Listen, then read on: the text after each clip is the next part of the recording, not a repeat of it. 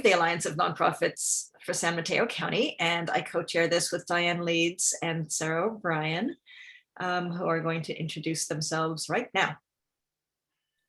Okay, I'm Diane Leeds, and I'm with San Francisco Peninsula People Power, and I'm the co-chair of the VEOAC with Petra, and I'll toss it over to Sarah, Sarah O.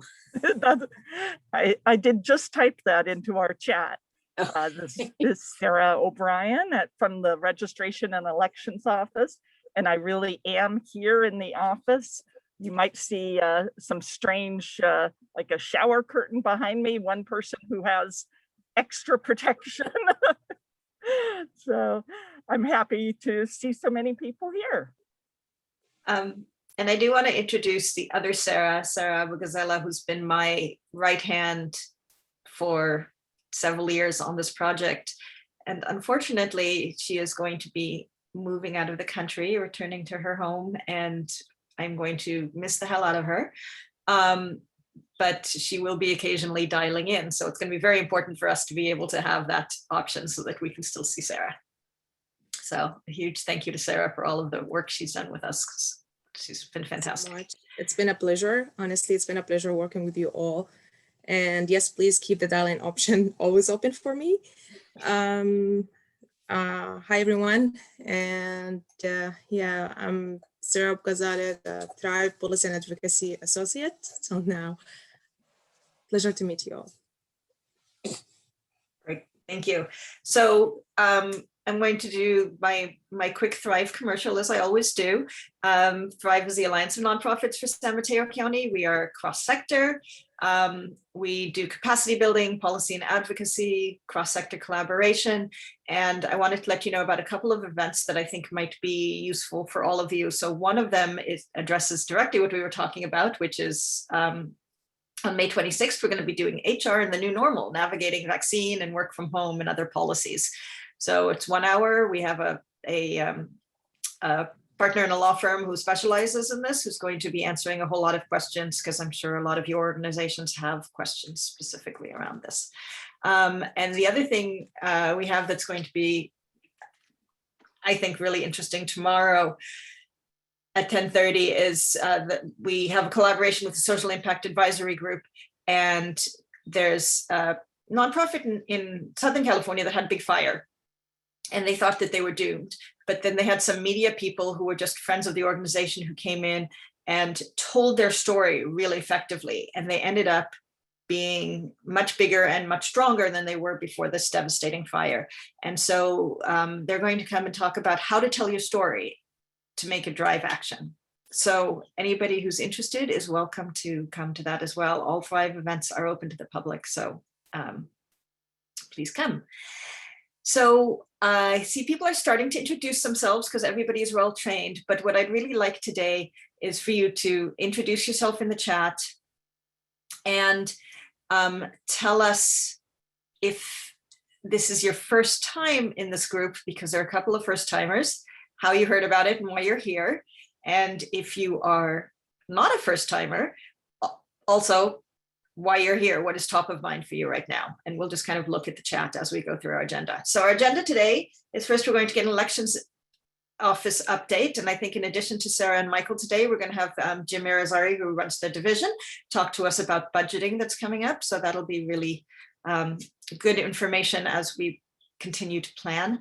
And then after that, we're going to have the voter, I'm going to say it wrong, Voter Accessibility Advisory Committee. Ben McMullen's going to talk to us about a request that they have. They're one of our parallel committees. And then after that, we have Marnie Rosen from the League of Women Voters talking about what they did for the last election, the outcomes, lesson learned. And then we have a lot of discussion around outreach to parolees, other kinds of outreach, and updates on legislation. So with that, I'm turning it over, I think, to Sarah and Michael first. I think so too. The election division, well, you know, we're starting to work on a recall election this year. And we plan to have 22 vote centers And we'll increase the number of drop boxes. From last fall, we had 44, and we hope to have 49 since they were so popular. Let's see, we are looking at a possible pilot for curbside voting. And this is going to be based, Santa Clara County has an excellent program, we understand. Fred Neeson from the Disability Rights California recommended their program for us to look at. And I think the next part is the Tower Road. We are going to be getting some upgrades like replacing door knobs, some of the ADA things like the additional parking signage, the lever doorknobs. And I think at this point I can turn it over to Michael and/or Jim. Thank you, Sarah. I just want to provide a quick update of our current affairs. So as some of you are aware, we did have a small school district election in on May 4th, actually, for the Portola Valley School District. We had a good turnout for a school district election. It was about 48% with 2,621 ballots cast. The measure is passing as of now. But the certification will be on June 3rd. So we're curing or waiting to cure around a dozen or so ballots that were challenged for that election and have sent out letters for signature no match or missing signatures to those voters. Yeah, we're busy with that, and that's well underway. We're also conducting an internal SAMSARA, it's our retirement board election for the retirement board for San Mateo County, and that will be taking place on June 14th. That is underway, and ballots will be mailed out to the San Mateo County staff members on actually this Friday. And that is our current state of affairs. On to you, Jim. Very good. Thank you, Michael. And good morning, everyone. Again, it is a pleasure for me to be here. I'm going to share with you the budget that was presented to our CMO with respect to our department. Just a little bit of background.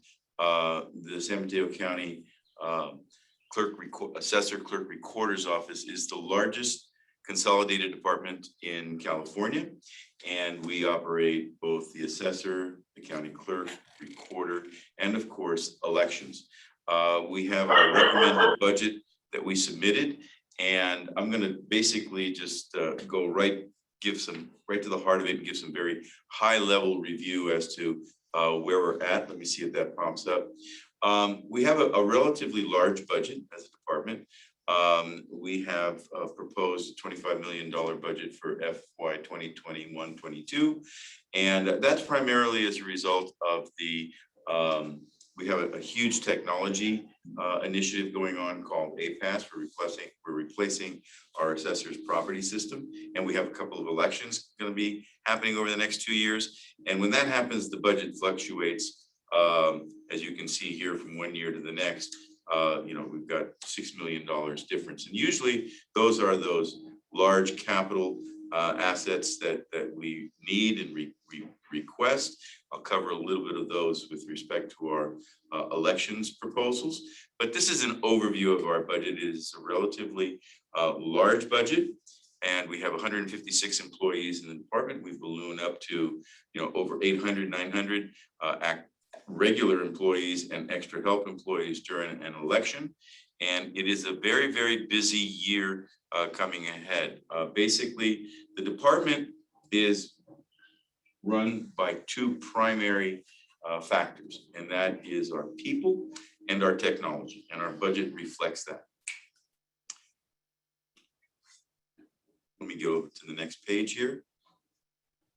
With respect to elections, this is pretty much laying out what we've got planned over the next 2 years.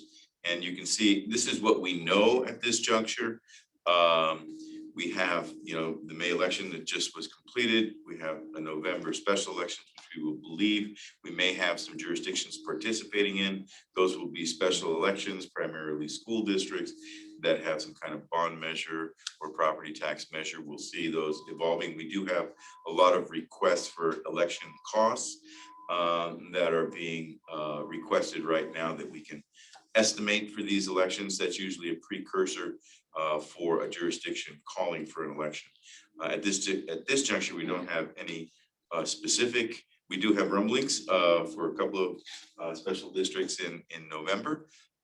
So that is a very good possibility that we will be having a election in November, and that'll be more of a local consolidated election.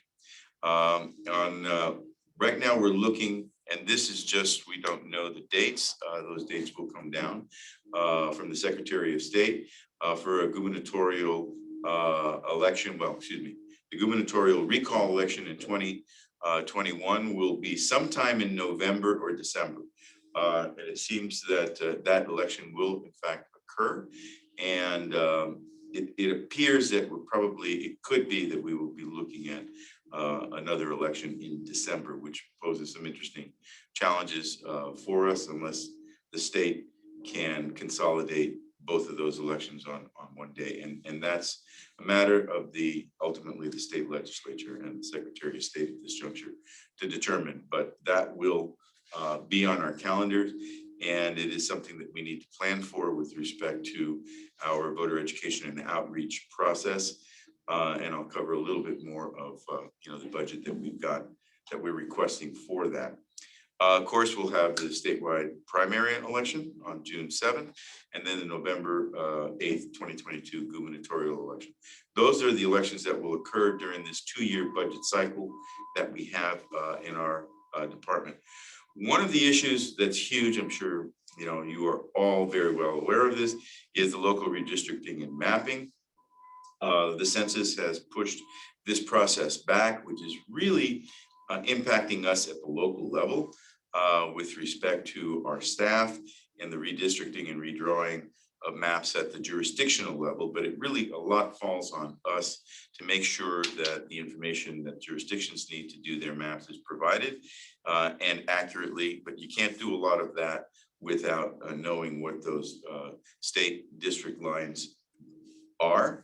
And so it is very challenging for us, and we're working with our jurisdictions, but we know it's a process that we have to go through. And it is very, very technical, and it requires both, bringing together all of our different databases and sources from the assessor's office, for example, our assessor's parcel layer, our maps, our GIS system, our elections information management system, and putting all that together for ultimately determining the district boundaries, the elections, and ultimately the official ballot. We requested $1.2 million for upcoming elections for voter education and outreach. We're looking at about $200,000 for the governor recall election, $500,000 for the gubernatorial primary election, and $500,000 for the gubernatorial general election. In our budget for right now, we have been authorized for $700,000 for the recall and $500,000 for the gubernatorial primary election. So those are, we've received indications from the CMO are approved. The $500,000 for the gubernatorial general election has not been officially approved at this juncture, but I'm sure that will be part of a September revision as we get closer to that gubernatorial election. But technically speaking, it is not in our budget right now. In terms of our outreach expenditures and achievements over the last year have been significant, with respect to the 2020 presidential election, highest voter turnout since 1968. And our voter education and outreach program really was a model, I think, for others to follow. And we get calls from the Secretary of State's office. And in terms of, she's making a really big push for all counties to go with the Voters' Choice Act. And there's some resistive factors there for counties simply because of the workload that's involved at the local level to implement an election model like the Voters' Choice Act. And but she's asking us and counties that have experience with the Voters' Choice Act to be out there and talk a little bit about our experience and assist the Secretary in that initiative. So we will be talking more about that with the secretary. We had Mr. Church had a meeting with the secretary last week, a very, very delightful person, extremely bright and sharp, and wants to do a lot in the area of voter education and outreach. So we've got, you know, a champion at the Secretary of State's office for these programs, and they're looking at San Mateo County for a lot of advice and mentoring and leadership for those counties that do want to go with the VCA. Let me see if there's anything else there. This is our capital improvement plan, approximately $14.7 million. That was, at this point in time, not responded to. We do have $1 million that we had in our budget for ADA, and we will be doing ADA capital improvements to the tune of $1 million. But I think as we start getting bids and proposals coming in for those improvements, and we are working with our voter outreach, our voting accessibility advisory committee on that, and ADA consultants. I think that figure, I know that figure needs to be refined. There's just not enough money there. But right now we do have $1 million that gets the ball moving. The Tower Road Capital Improvement Plan, we have talked about that in the past. It is a 64-year-old facility, and it really is in need of really some major improvements, both externally and internally. That's at this juncture not been approved, although we do have a lot of money that has been earmarked for infrastructure at the federal level and the state level that might have an influence on us getting some funds for Tower Road improvements, for example, like an elevator for ADA accessibility from the downstairs to the upstairs, and a variety of other improvements internally. And then we also have some internal capital improvements that are going to go on the third floor here, which is elections central from Redwood City's point of view, and also where we operate our administrative offices. And that's it. That's a quick overview. Any questions, by all means, feel free to ask, but it's an exciting time. We will be having our budget meeting with the Board of Supervisors. The hearing is on June 23rd, and Mr. Church will be making a presentation to the board at that time. And any support or questions that you folks feel is appropriate to ask, by all means, please do so at any time with our office. And of course, on June 23rd, any support there for the programs would be greatly appreciated. That's it for me. Hi, Jim. This is Anna Kramer. I'm the Vice Chair of San Mateo County GOP. I'm curious, are there any monies in the budget to make sure that the voter rolls are cleaned up? Yes, that is an ongoing responsibility at the San Mateo County level. It's a combination of both federal and state and local statutes with respect to cleansing of the roll. And it is a process that we do basically on a daily basis, not daily, on a weekly basis. We receive notifications from a variety of sources of change of addresses, people not voting in elections, etc. When that happens, we send out a letter to those registered voters, and basically advising them to please let us know if they have a change of address, or if they are still here in San Mateo County, and if they wish to continue to be a registered voter. And usually we will get a response. Sometimes we get no response, many times. And when that happens, then it institutes a process that within 2 years, we can then remove that name from the voter registration roll. And that is basically the responsibility of the Registration and Elections Division to send those letters out and then clean the roll at that time. But it sometimes takes all the way up to 6 years to remove those names, depending on the responses that we get. But it is a very stringently controlled process by federal statute. But what about deceased voters? Do you get? Those are deceased voters immediately. You know, when we receive information that there is a deceased voter, then that person is removed from the And it's file. actually removed at the San Mateo County Elections Office. Yes. And however, our voter registration information synchronizes in with VOCAL, which is the state voter registration database.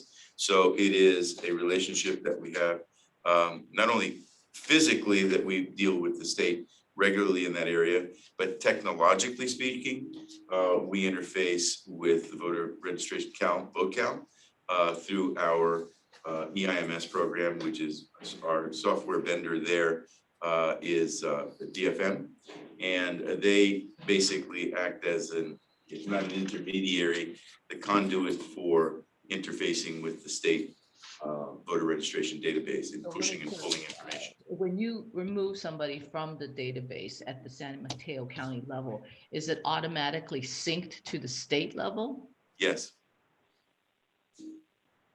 Thank you. This is Mike Levinson. I have a question on the phone. Yes. Yeah, hi, Jim. Yeah, when you mentioned the possibility of combining elections in 2021 throughout November and December to, save on mailings and whatever, that only applies to the special elections. The recall will always be a standalone, or is that not true? It's up to the state at this stage of the game when they set that date. I'm just thinking it would be less confusing to voters if recall ballots didn't have other things on them, but I don't know. That is a very, very good point, Mike. Because the recall by its very nature will have scores of candidates and it will have several cards that we are going to have to construct for the official ballot. So in many respects, it is a lot cleaner to not combine the two. I would agree with you on that. Right. The reality of it is that the state legislature is going to do what they're going to do. There's other propositions out there that are being floated around both at the legislative level. This would be at the state legislature level to put some measures on with the recall election. And that's right now being discussed. What they're going to be, I don't know. But again, that falls within the purview of the state legislature. Well, but let me clarify my question. So those that you're talking about in your response just now would be statewide, or localities could all be different? As it relates to the November election, that would be a local consolidated election. If we have more than one jurisdiction, we would put them together on the ballot on November 2nd. That assists local jurisdictions in defraying those costs, spreading those costs over the number of registered voters and also jurisdictions participating. So if you have a jurisdiction that's out there alone on an election, it'll cost that jurisdiction $1.5 million flying by itself. If it's a small jurisdiction and it combines with other jurisdictions on November 2nd, their costs, would be somewhere maybe in the neighborhood around, and I'm giving you just ballpark figures in comparison purposes, would be $250,000, $300,000 for that election. So it benefits local elections, when we're talking about consolidated elections, for them to be on the same ballot, because it simply defrays the election's costs. Now, the one I'm speaking about with respect to the recall election is that the state legislature right now is considering also putting some state measures on with respect to the recall election. That has not been decided yet. That has been some of the discussions that's out there. Okay. What their reasoning is up to them at this stage, to explain that one.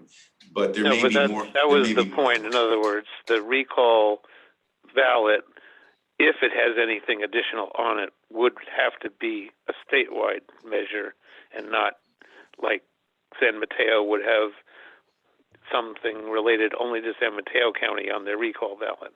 And then Los Angeles would have something related to Los Angeles on their recall ballot. That's not going to happen, is what you're saying. It would only be statewide issues that would be on the same ballot with the recall? Yeah, I can answer this one, Jim. It depends. And, and I'll turn it over to Michael in a second, but it depends. All right.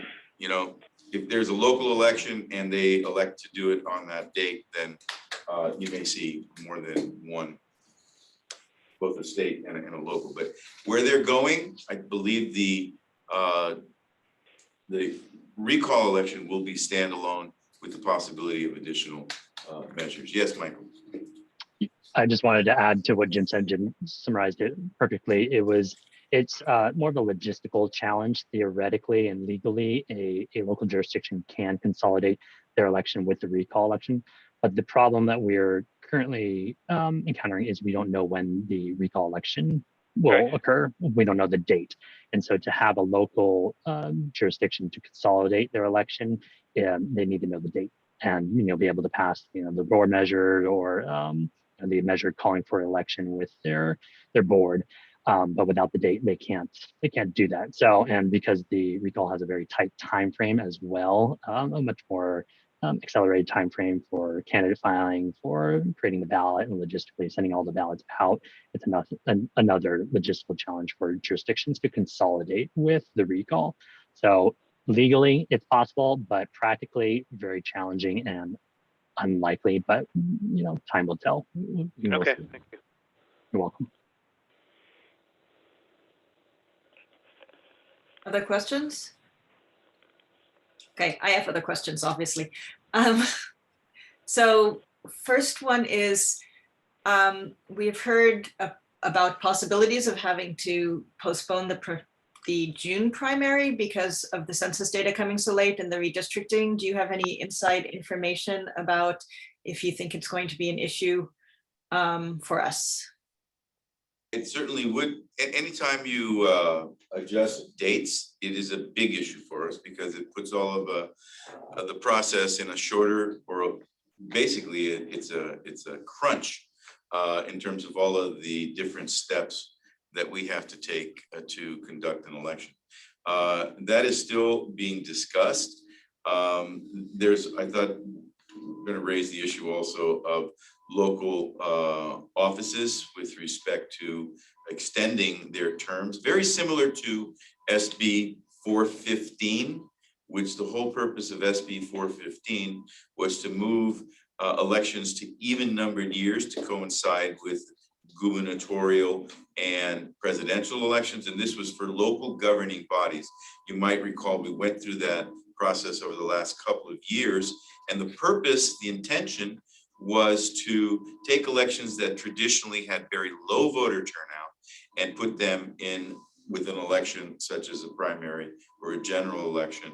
But the primary is primarily to increase voter turnout with respect to the local governing boards. Same theory, same concept with respect to the movement of our local officers, such as the assessor, the district attorney, the sheriff, and the board of supervisors is already on an even year number, but it's planning on moving those elections, the June election and the primary, to the presidential primary in 2022. So two options are available there.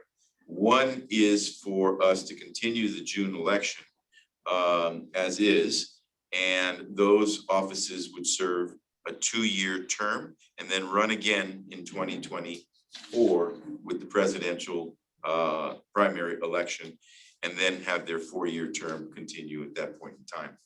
The other option is to extend their current term by 2 years until 2024 and hold that election at that point in time for the next 4-year term. So there's a lot of discussions going on there.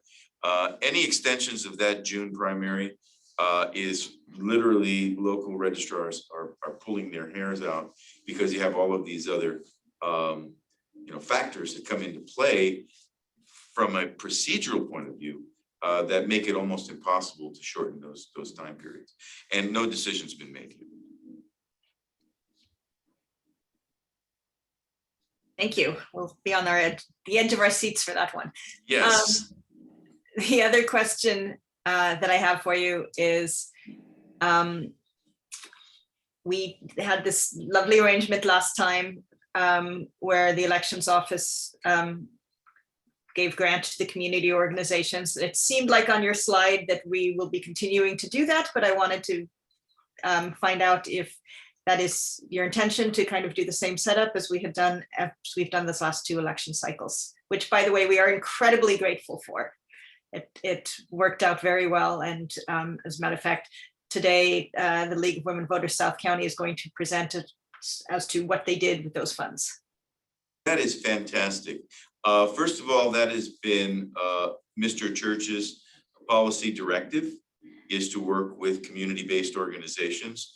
And it was a recommendation that came from the VEOAC as a good model to have your voter education and outreach be carried by trusted messengers. And those CBOs did that very, very well.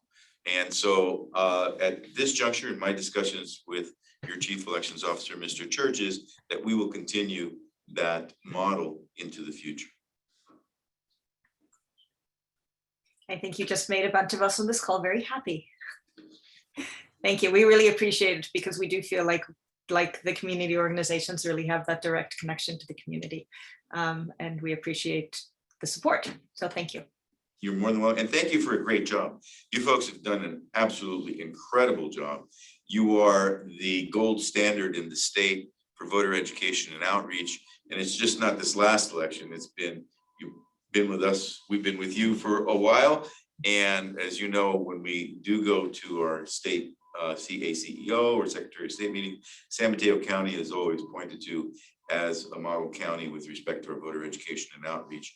And that really is the direct result of all of your efforts. And on behalf of Mr. Church and all of the members of our staff, thank you, because it's a tireless job. It never ends, and you folks, do it on a volunteer basis. And just thank you very, very much. It really has worked well. Thank you. We appreciate it. And just to let you know where we are with redistricting, because we're working kind of on the other side of just trying to get it moving. For the county, they're currently accepting applications until the beginning of June. I think the League of Women Voters is going to help select the people who will be on the commission for the county lines, and then various cities are doing different things, and we're trying to keep track of everybody. I know right now the application for Redwood City is open to be on their advisory commission. So I'm hoping that we get a really diverse group of representatives on that, and then so we can get those lines as quickly as possible to Jim so that they can redo everything they have to do on the elections office. And I would like to again give some recognition here to our staff. I look over their shoulders when they are trying to do the redistricting. It is an incredibly complex and technical process that brings together all of these different data sources and databases and through our GIS system, which fortunately has been upgraded. But actually fitting those precincts in the new district lines, which by the way, we don't know until redistricting is over, is an incredibly interesting and technical process. And I invite anyone who would like to at least peek over someone's shoulder to see how we do it, to give you an appreciation of what our staff does in that area. Because they're how can I say, they're unrecognized warriors here, because they really are at the front line of creating that official ballot, and that cannot be created without having all of the redistricting lines not only set, but then the precincts being allocated accordingly with all of the addresses, 220,000 records, 440,000 registered voters, and all of that's got to meld together. And we got to work with our EIMS and then get it to the ballot printer to make it right, on the official ballot.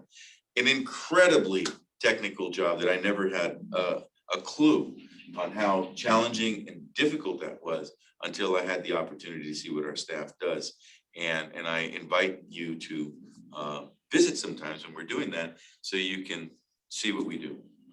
And we will be holding a training on the software that's available for the general public on redistricting. You can play with your own district boundary lines and do all of this stuff. And it's specifically for the commissioners, but it's also for anybody who's going to be going to the public input meetings. And we're actually waiting to find out what software, because there's several different kinds of software that can be used, that our local redistricting commissions will be using. As soon as we know that, Thrive will put up a training and we'll let you know, and you guys can all come and learn how to use the software and learn how to play with your, where the lines might go. Yep. So. Excellent. And we invested $2.2 million as a department in our new geographical information system. We completely redid our assessor's parcel layer. All of these systems in GIS are built upon the assessor's parcel layer. And it's a project that hadn't really been done for over 20 years, 30 years. It was all hand-drawn paper and analog records. And all of a sudden now it's all digitized in our GIS. And there are new programs that are coming in on the Esri platform, because it was built on the Esri platform, allowing local government information models to build off of that. And it's incredibly, again, just a fascinating process. But down the line, we will have the elections portal, which you will actually be able to see all of those maps. It'll be a layer that we will have access, the public will have access to see exactly what we see. And also the jurisdictions that work with redistricting will have access to that state-of-the-art technology in GIS. And we're excited to be releasing that relatively soon. Thank you. Any other questions for Jim? Then I'd like to hand it over to Benjamin McMullen, who is the, I believe, vice chair of the VAAC, as well as an honor of the VEOAC and a member of the VEOAC. Go ahead, Ben. I was actually going to cover for Jim in the case he was unable to make it, to deliver the announcement about the VAAC's support in the resolution we signed for the, or approved rather, for the ADA upgrades. I will be willing to address other things if you need me to, but that's primarily what Sarah had asked me to do in this slide. And I Ben, believe Jim already covered it. Do you want us to, do you want the VEOAC to like officially endorse something? Is that helpful? Well, I will leave that to Jim. We are going to carry this resolution forward, and I believe it needs to go before the ADA committee with the Commission on Disabilities. But if you are willing to endorse it, that would be fantastic. Jim, what would be the most useful next step to support this? The most important part of our community involvement here with our advisory committees is just that, is input and advice. And so your word carries a lot with the policymakers. To the extent that if you feel it is appropriate to support the recommendation from the Voting Accessibility Advisory Committee, which, by the way, has been working over the last couple of years on an ADA plan. And we are working right now with consultants to try and refine that and bringing in, public works. But the reality of all of that is that it hits the budget wall. It hits the capital improvement project, which is basically coordinated by the Department of Public Works. At that point in time, then it really is approved or denied by the manager, but ultimately is the Board of Supervisors. The Board of Supervisors, upon your recommendation, this last budget go around, remember, we didn't have any money for voter education and outreach. You folks showed up at the Board of Supervisors and we got $500 million. We got $450,000 for our outreach. We got more than And that we got, and I understand the budget office and all of the other challenges that they have, but we got shut down with respect to our voter education and outreach requests during the last 2-year budget cycle. And that was freed up miraculously when you folks made a simple presentation as to the importance of that to the community. So I cannot, overemphasize or underestimate the value of your contributions and recommendations to the Board of Supervisors, to Mr. Church as a policymaker. But at this stage of the game, we're now going for money. And, the Tower Road facility is outdated. It really is in need of a major update. But specifically, we are out of compliance with ADA requirements, the Americans with Disabilities Act requirements. And I believe it's going to be more than $1 million. And I know the VAAC has asked for an elevator, so we can move folks from the downstairs to the upstairs and have parking area down there and make it very easy in terms of accessibility. I don't think $1 million is going to cut it. We have bathrooms there that are completely inaccessible. We have rooms that are inaccessible. It's an outdated facility. And I don't think $1 million is going to do it. It'll start us and we may get more, but to the extent that you can support the VAAC in making sure that that facility is 100% compliant with the law, would be very helpful.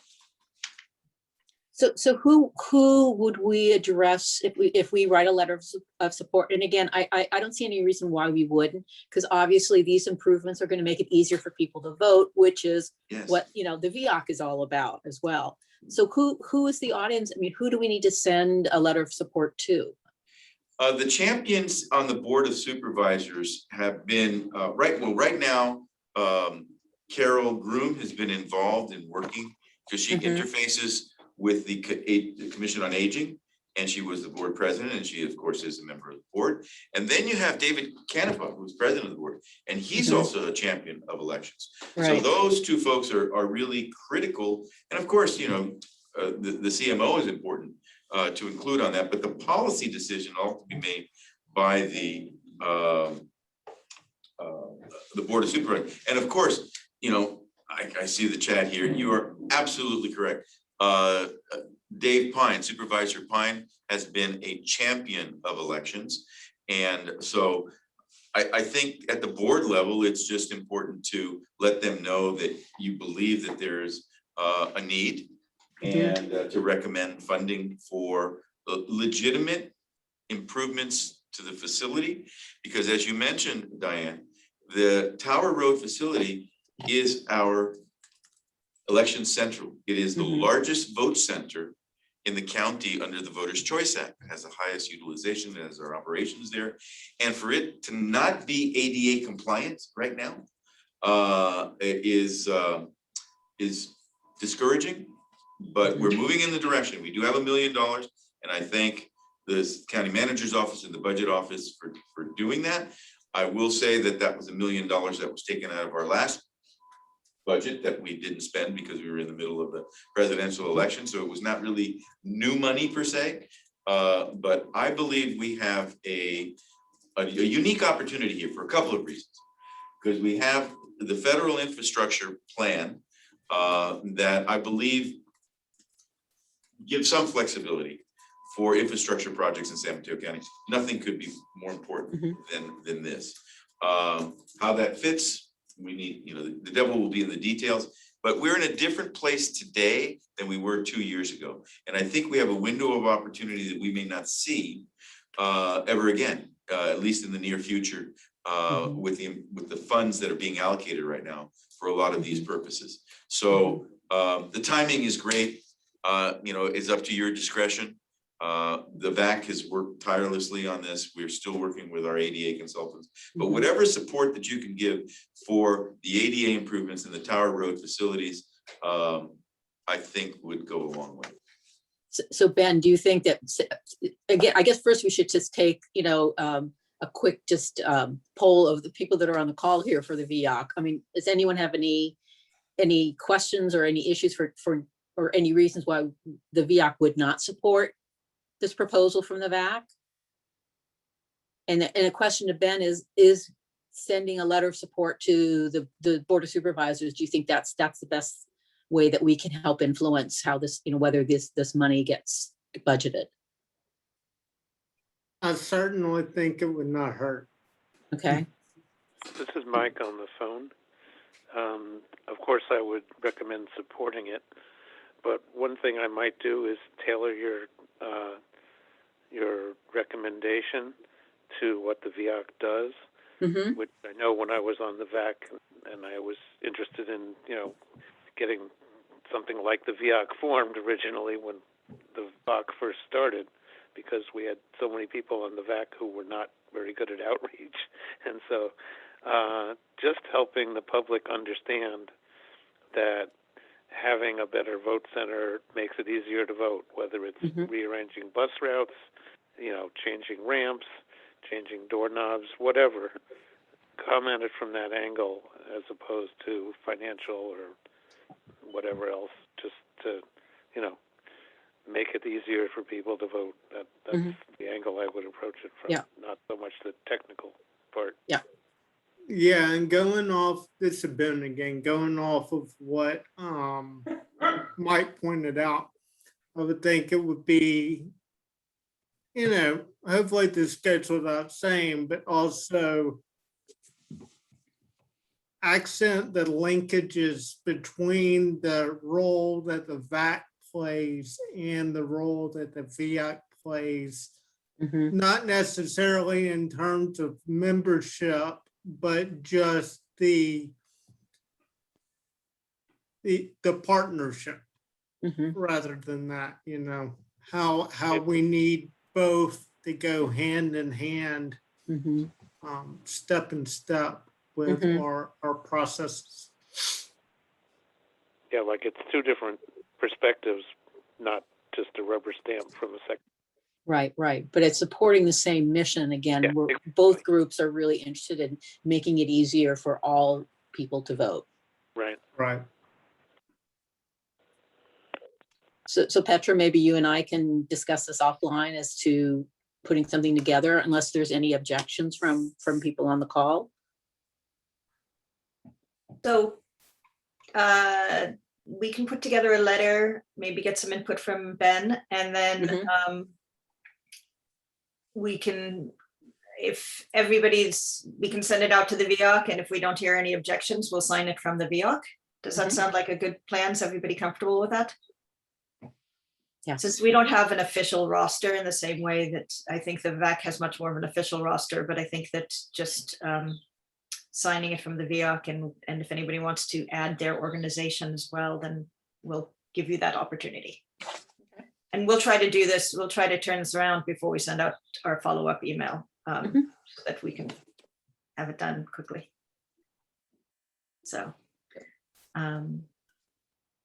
great. And as usual, so thank you so much, Ben, for filling us in and for the work you guys do in the VAC. We really appreciate it. Our pleasure. Thank you. Just before next, we're going to go to Marnie. But before we do that, I just want to mention that our next meeting date is on June 16th. And there's a little bit of a conflict. So we're going to switch it up to 8:30 to 10 instead of 9 to 10:30.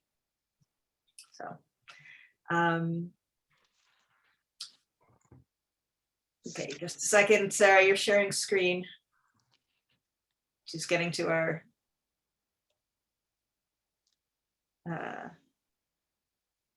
or maybe that's Marnie. Marnie. That is not me. Is that Sarah? Okay, it must be Or Sarah. actually Marta? It's not me. Somebody's sharing screen. There you go. Okay. Marnie, are you going to share screen? Yeah, I wasn't, but I just wanted to introduce everything first. Is that, am I on? Okay. You're on. I was going to officially introduce you, but you can introduce yourself. Okay, thank you so much. Thanks, Petra. My name is Marnie Rubin, and I am the Director of Voter Services at the League of Women Voters for South San Mateo County. So we cover 6 cities in the South San Mateo County area. And I am just excited today to be able to present to you the work that we did way back in 2020. Seems like a ways back now that we're in May, but we've been able to take some time to look at the work that we did and talk with a lot of our partners and see, look at some data and some statistics and look at our impact that we, along with all of our community partners, we're really proud of the work that we did, but we could not have done it without the community and everyone on this call. I won't mention everybody Oscar style, but the San Mateo County Board of Supervisors was just integral in this process, along with Thrive and Diane leads. The elections office has been amazing, and all of our partners, Pam and Wilfred and everybody else. Also our partners over at the League of Women Voters in North and Central San Mateo County. Many of them are on this call as well. So thank you to all. And of course, my team and the board at South San Mateo County. Betsy Colby's on this call today. And Debbie Mao was instrumental in working with Sarah O'Brien to get all of our data for today. So I'd love to just present what we did, a little brief reminder for everybody who maybe hasn't been on these calls in the past, and then a little bit of our data and impact, and then I'll take some questions. So I'll go ahead now and share my screen.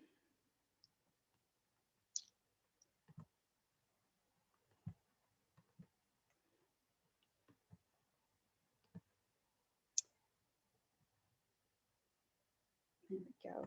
Can everyone see that? Let's see. Yes.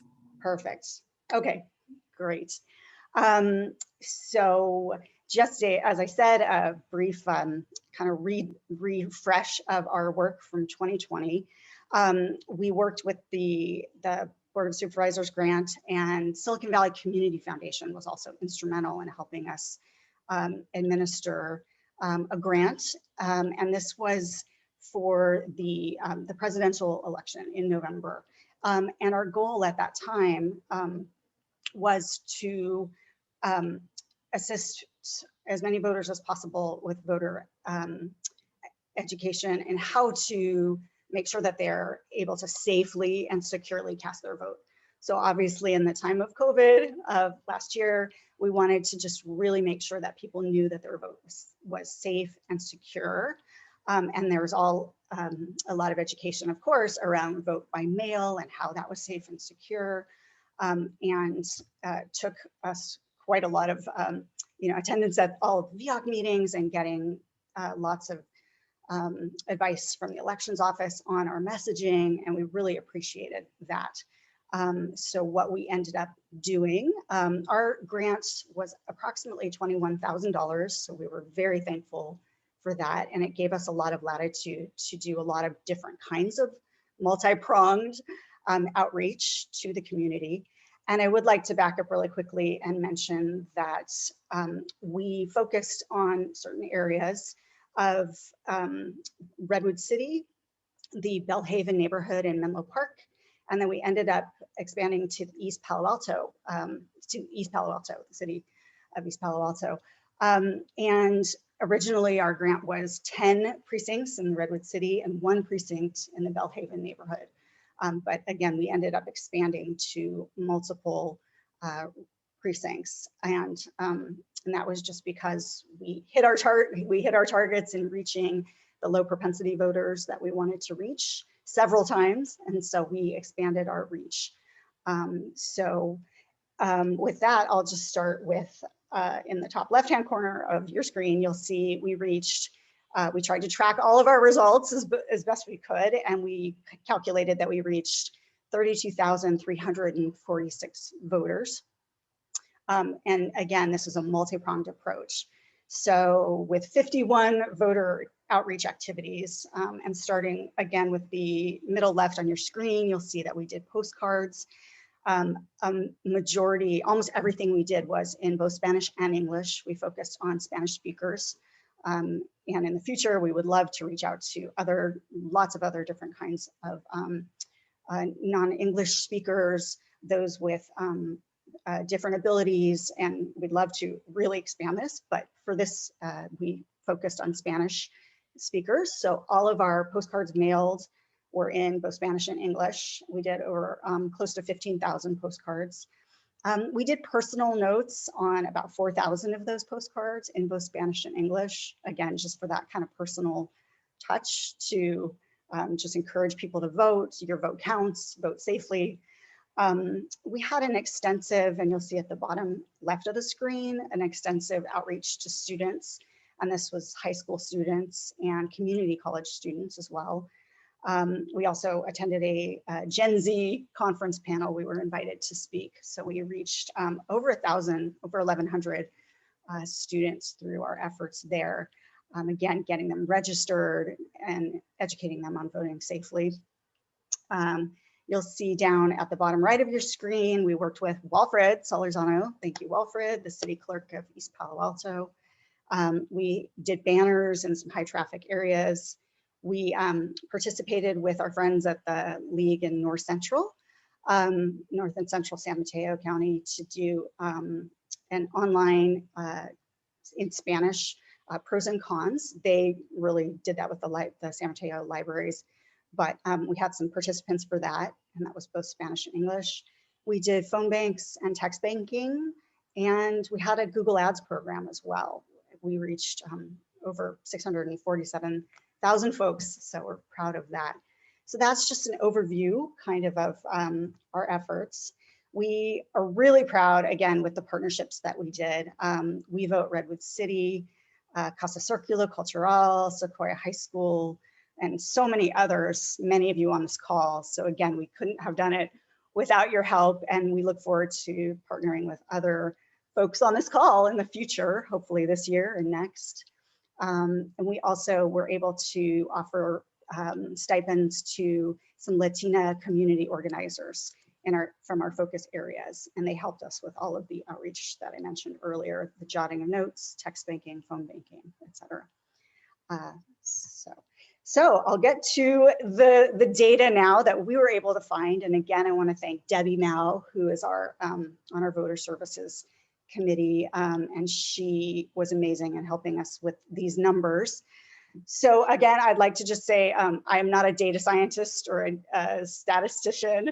So we are looking at these numbers comparing 2016 and 2020 to try to get a sense of our impact on the community. And again, these are more directional, and I know the folks at the elections office can probably speak to the data a little bit more, but we did work with Sarah in trying to get as much data as we can.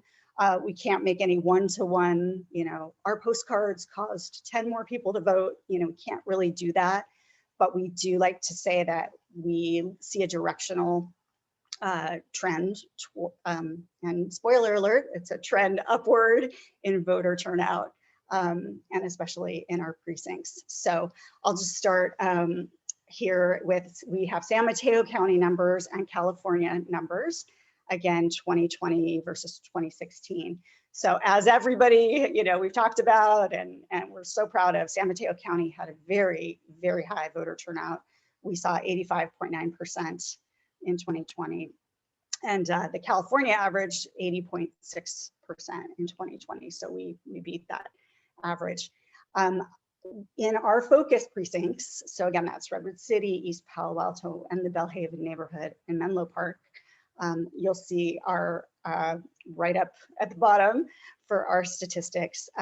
We saw in Redwood City, in the lower right-hand part of your screen, we saw 78% uptick in, or 78% of voters turned out versus 46% in 2016. So along the lines of, California, and also not quite as high as San Mateo, but definitely increasing. East Palo Alto, we saw 72% versus 35%. So a big increase there. And again, trending upward and trending towards the California and San Mateo. And then in the Belhaven neighborhood, we reached out to 5 precincts, and 78% we saw, and versus 43% in 2016. So, so again, we cannot take credit for all of this. We just like to be proud of being a community effort for seeing an upward trend. So, of course, we have to look at 2020 election influencers, you know, in seeing what our impact is and seeing what collectively what our impact is on this election.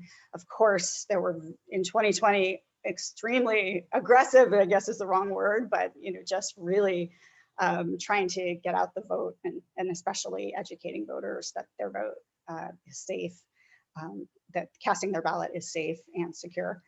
And of course, COVID-19. So that was just a huge effect, both pro and con. This high profile election obviously drove voter turnout quite a bit as well. But we did see vote by mail. I just wanted to put the vote by mail statistics for San Mateo County, California, and then our focus groups, so you can see that as well.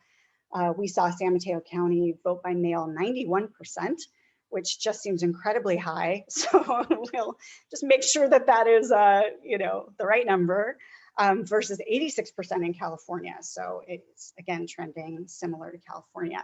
And in our focus areas, we saw 88% vote by mail versus, I can't actually see on my screen. We don't have the 2016 numbers. We didn't have them for vote by mail in 2016, obviously, but it's trending up, hopefully in our areas as well, to follow the county and the state. And lastly, I just wanted to let everybody know kind of where we are looking to go in 2021 and 2022. These are going to reflect our actions in 2020, our outreach in 2020. So I'm glad to hear from Jim and that hopefully the Board of Supervisors and the Elections Office will be able to support our work again as trusted messengers. We're really happy about that. We'll really be focusing on voter registration at community events when we can get back in person again. We're really looking forward to doing in-person stuff again. We were completely online and virtual in 2020. We chose to do that. We'd like to expand our focus areas, particularly with schools, high schools and community colleges. We'd like to really nurture and expand our community partnerships with you all. It's just been invaluable to us for our work. We'll be doing a lot of voter protection, anti-suppression efforts, both here and working out how to do that possibly around the country. We're trying to figure out how that all works. And of course, the governor's recall election. We'll have to be working on lots of outreach and education for that as well. So that's kind of what we're looking to do in the future. We hope that people will partner with us and this can become a template for anybody else who wants to work with this. We really felt like it helped our community, our impact in the community, our reputation in the community as trusted messengers. And so we would love to just partner with that, with anyone who's interested in finding out more about, you know, what we did and how we can help and how you can help us. So, so with that, I think I am at probably 14 minutes. So I'll go ahead and take questions, I guess right now. I'm gonna stop sharing my screen so I can see you all. Right. You're all little boxes. So anyway, thank you again to everybody. And if there's any questions, I'm happy to answer. Marta. Hi, Marta. Hello. Hello. Hi. Thank you for all your help. Did you Well, have a I was question? just going to say thank you, Marnie, for all your efforts in making language accessible a reality. And I wanted to, at the same time, just move an idea that I'm is my mission in life for this next year and for the past year, to actually ask for one more aspect of accessibility, and that's language accessibility. And I do know that in California, we have the ballot in 3 languages, English, Spanish, and Chinese, and many others. The League of Women Voters translates the Easy Voter Guides into more than 3 languages. So that is a lot of information that comes to the voter that is in the primary language. However, there's one more place that I am asking to consider, and I tested it last year in the 2020 election, and that is doing translations, simultaneous translations of the candidates' nights or any other forum that presents the real candidate or the real debate on an issue, and it is immediately translated. And Zoom is the perfect opportunity because Zoom has the translation possibilities. I did it as a request from San Mateo Union High School District last November, and it made a big difference. And it was a request of the teachers of that district. So I went ahead and supported them in having the 3 candidates that were running being translated as they were speaking. I was the translator. And so what you make is a big difference because the people are seeing the candidates. It was put on YouTube if they did miss it, and then they were able to refer back to it. That was one of the things that is an innovative aspect of the language accessibility. A lot of the times, like you're electing the sheriff or you're electing a supervisor, and they're saying something to the public themselves in their own words, and the public can hear it. They can also read it, but sometimes reading just a statement is not all of it. So I, as Jimmy Rosari and county elections is obviously giving opportunity for nonprofits or CBOs to carry on with the voter education, I want to ask that we consider the language accessibility through an immediate translation as things are happening. And when you have a CBO or a League of Women Voters doing it, there is a trusted factor that people will believe that is possibly not misinformation or disinformation. So that is why I wanted to say thank you to Marnie. She was very innovative in having this happen. And it is happening. Mid-Peninsula is doing it now with their forums on fires. Wildfire is the next one coming up. And I did the translation for the first one, and they did a second one, and they're doing the translation. So it is not impossible. We have the talent in San Mateo County as translators in Chinese, in English, and many other languages. And Zoom has a possibility that you can have multiple translations going on at the same time so that people can turn on the TV on YouTube or their computer and hear from those people who are talking to them. So that is my request, respectfully done. And I really will continue to insist on this. This is a part that it's, not all of us can learn just by reading a paper. A lot of us can't really have that as our strongest way of informing ourselves. We need to hear it.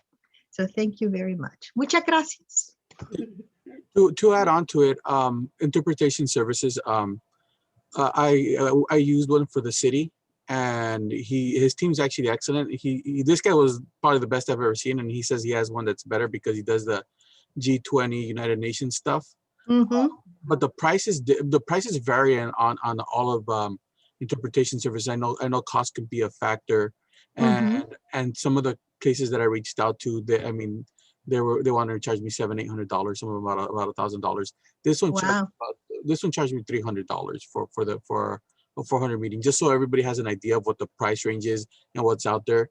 There's different organizations that I reached out to, or companies, and I was getting different price ranges. Ultimately, I went with this guy because when I did a test run, I was like, I was really impressed, and then the price was right too. So there's a lot of them out there, so make sure that before you just have a good idea on the price range and stuff like that.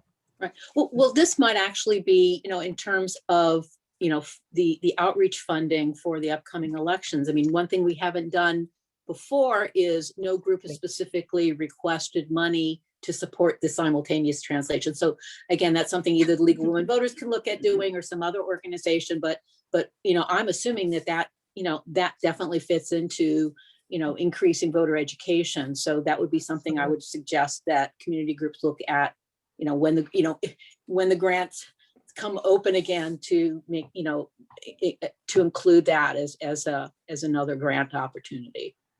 Perfect. really- Thank you. Yay. Thanks, Marta. Yeah, we found that it really just needs a champion. A Yes. lot of our efforts, which we find in nonprofit work, it just needs a champion. It just needs someone to be cognizant and, just very, just wanting to have that happen. And so we really would love to expand that. It's just a matter of, just how we can do that, and having the right resources working together. A lot of our efforts to get translation was really community efforts. So Right. we can't do it alone. Right. But thanks. And the elections person in me wants to say it's interpretation services, because there's a difference between interpretation, translation, and transliteration. Right. Yeah. Right. Thanks, Walfred. So any other questions from Marnie about what she presented? Thank you, Marnie. Thank you. Thank you, Yes. everyone. So Petra had to jump off the call. So the next thing we had on the agenda was a discussion of outreach. So I think we've sort of already started that. I think one other question we had was, and again, this kind of goes back to you, Marnie. When we met last month, one of the things we had talked about was with the passage of Proposition 17, what kind of outreach could we do to folks that are on parole? And you had made some comment about the league was possibly looking at that. And so that, is the league seriously looking at doing that kind of outreach, or is there any other organizations on the call that are looking at doing that kind of outreach? And I see Petra has returned. I can take that real quick, Yeah, Diane. so if you can take it for the league. Yeah. So our budget year starts July 1st. So we are just right now in the process. We have an annual meeting tonight. We just had our new board come in, and outgoing and incoming boards. So basically, I'm waiting to get our budget in place, and then also figure out the recall election. We're just trying to figure out kind of what our 2021 was looking like. Once our budget kicks in and we have more of our strategic plan in place, definitely parolees and those in prison are for registration and education, or we can help with that. And also, I was preparing this presentation for today, so I didn't do much on that, sorry. But moving forward, starting in June or July, we'd be happy to start working on that population as part of our efforts. Well, obviously, outreach activities is always going to be part of our VEOAC meeting. So yeah, looking forward to seeing what else. I'm not really quite sure if there was anything else that we needed to cover under that. I think item. I just want to share with you that we created this blog. A couple of people have used it. If you just don't want to go to it right now, really quickly, my Sarah set it up, and I think it's just a great place for you to put in kind of what you're doing for between meetings to have conversations. So hopefully that'll be a good resource for everyone so that we can share what we're doing and find out. I don't know if anybody followed up a little bit with some of the people who were on the last call about the juvenile detention. We heard anything back from them because they were going to make connections. Okay, we will put that on our to-do list for next time to make sure. I know Marnie was working on the presentation, but we'll make sure that she gets the connections. And so I saw in the chat that Marta's looking for how to connect to Walfred. So we can use the blog for things like that as well. So if there's somebody you want to reach out to, please feel free to use the blog.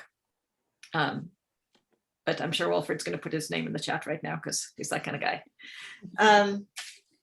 So are there any updates on the legislation that we were talking about last time?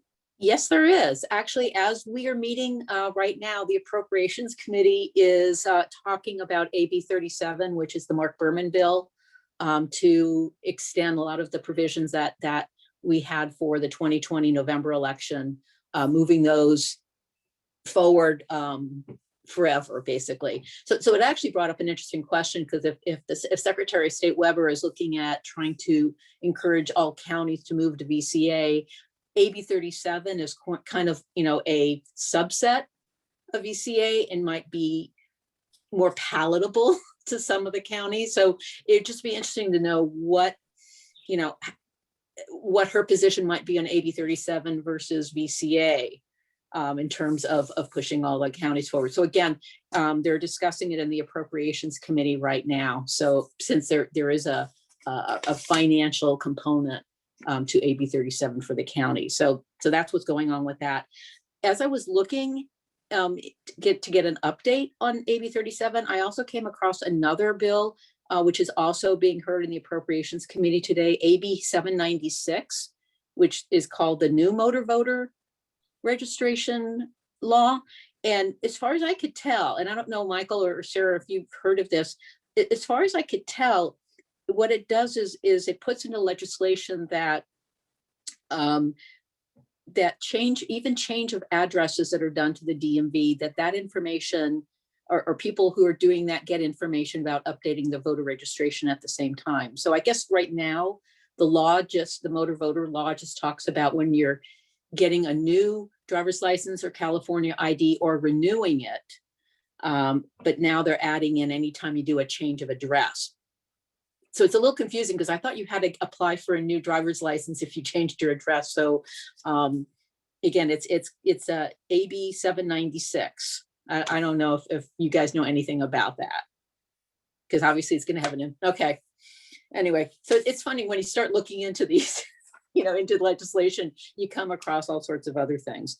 But that's basically it. I mean, the only other one, which we talked about a little bit, the AB 339, which was to kind of legislation around codifying Zoom meetings. I have an update on that.